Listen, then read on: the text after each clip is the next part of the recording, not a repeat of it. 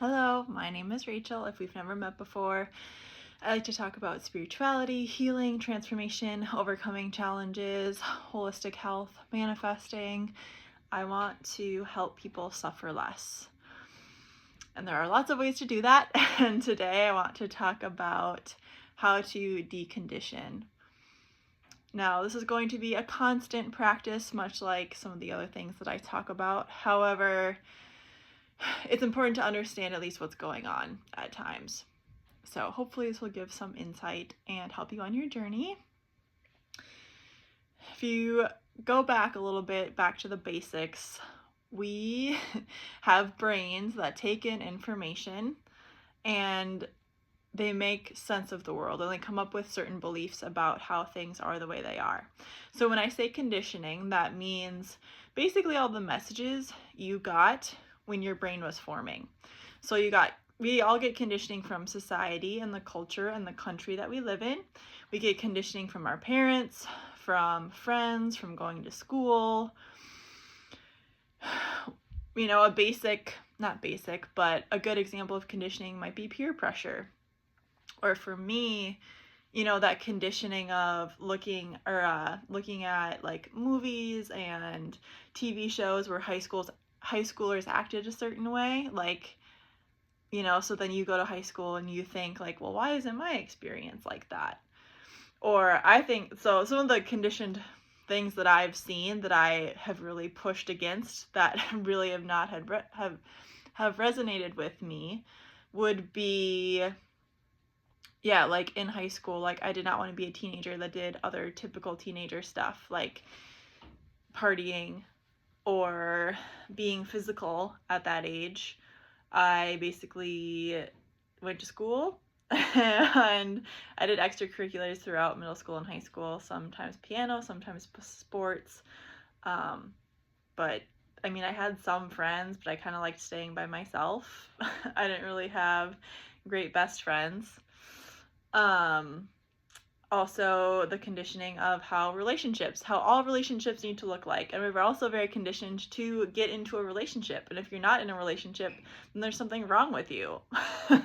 Or single people just aren't okay.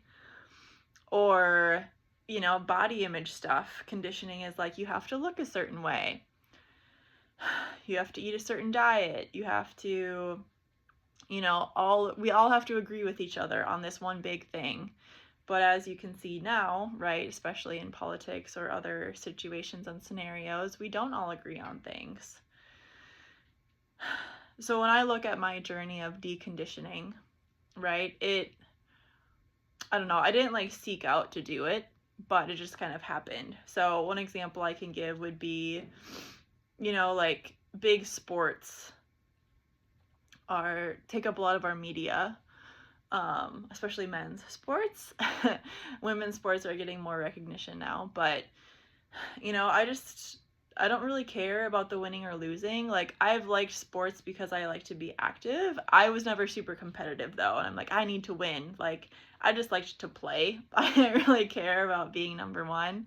Men definitely are more conditioned for competition.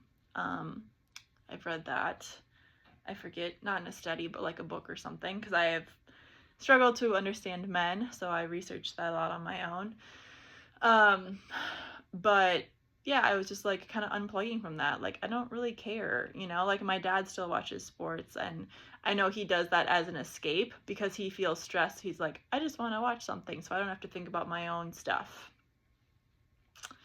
I was never into substances. Whether it was vaping or nicotine or tobacco or alcohol or other recreational D words. But again, that's very conditioned into us, like, oh, if you're cool, then you partake in that stuff. Or you're cool if you don't sleep. Everyone needs to stay up really late. And since I've been a teenager, I have understood if I don't get very much sleep, I'm not my best self. And now working with people, again, health coaching, a lot of people don't get very much sleep. Sometimes people have kids and stuff, but a lot of people just don't choose to sleep, and then they like work overnight jobs, and then their sleep schedule's all messed up for years after that. And there's a correlation between people that have overnight jobs and have more heart attacks and more heart issues and more health problems. So if I can give you what I always like to do, right, is here's the reality of things that are happening. If you want a different reality, you need to choose it. Because a lot of those people, like, I'm not in the place where I can say, well, have you thought about, like, what can you change at your job? Some people just think, like, this is the job I have and I can't change anything. And again, I'm very much someone that's like, I want to build a whole life that I don't feel like I need to compromise any single part of myself. So if you still believe you need to compromise part of yourself to have the money or the career or the health or the relationship or the whatever that you want, that can be an area of healing or integration or coaching or transformation that you can work on.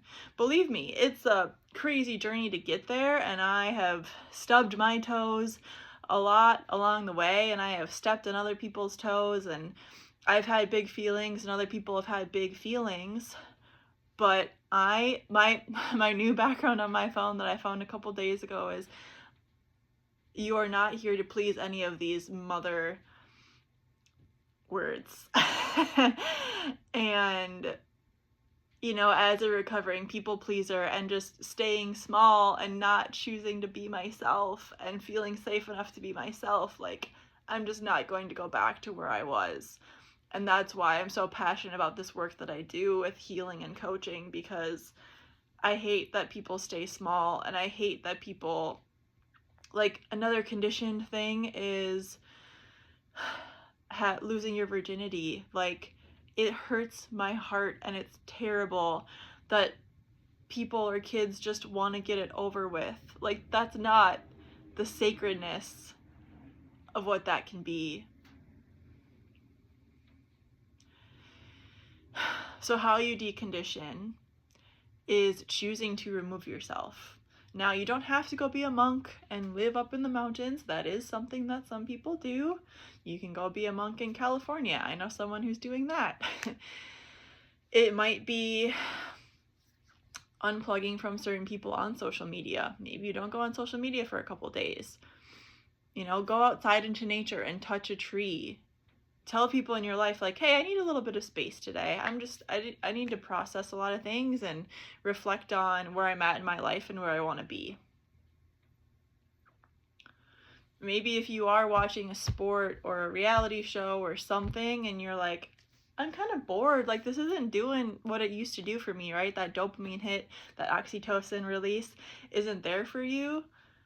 How can you take that time to look inward and work on yourself? So that might be listening to a podcast, a YouTube video. It might be like I love to do activities and help people and show people, like when we were growing up in school, we would do cool activities like reflection sheets and stuff. Like, maybe you create a Venn diagram, or here's like, write out, this is the career I want, this is the money that I want, this is what my relationship I want, this is what I want my health to be like. Like, get very clear on what you want, because your wants and your desires drive your action steps that you take next. So you have the desire for a reason, because some part of you knows that you can have better, you can have more, you can have whatever, you can grow into that. Here's your wants and your desires, and then you have to become that identity or take those actions to become that. I can only speak from personal experience. Right now, like, I was an athlete growing up, but right now I'm really committing to taking more steps. As it gets warmer, I'll take more runs and walks outside, just moving more, getting more activity in, and lifting weights. I've always had a certain body and a body type that I want to get to, so I'm taking the action steps. But it took me a long time to get here to get my gut in check and my energy and, everything. So it's been a very long journey. I'm also looking at my business, okay, and my career. What do I want in my business? Okay, if this is what I want, what do I need to do? I need to connect with these people. I need to make this content. I need to take big actions. I need to do the inner work. I need to learn how to receive more. I need to learn how to be more. I also want a family and a relationship one day, and for a long time in my life, I really day dreamt about it in and out, and I just had gone through so much. So it's still something that I want and that I'm open to. But, you know, on a weekly, monthly, daily basis, sometimes there's fluctuations with like, how much do I want to put myself out there? How vulnerable do I want to be? Like, when I find a connection, where am I at in that timing with the rest of my life that's going on? So to really decondition and look at the life that you want, it might be creating space, again, from family members, from friends. There might be people on your journey that are supportive, but if all your friends go out on the weekends and you don't want to do that anymore, then don't do it. But that feels scary and new if you've been doing that for 10 plus years with them. If everyone in your family has a life that you don't want, it is scary to kind of take a step back and say, well, wait, I don't want that outcome. But you're never going to get your dream life or what you want if you do what everyone else is doing. So honor your big feelings. They might be fear. Take a step back, reflect on what you want, take action steps to become that person that you want to be, and cultivate some kind of trust the journey. It might be, I don't know, something bigger than you. It might just be, if you really need to make it micro level, like, I trust the action step that I'm taking today. If you want any support or guidance with any of these sorts of big things, creating a life that you really want, reach out to me. I'll put my email down below. It's rachelroxanne1111@gmail.com. Otherwise, I'm sending you so much love, peace, compassion, hope, and strength. And I am also receiving it too as I send it out to you.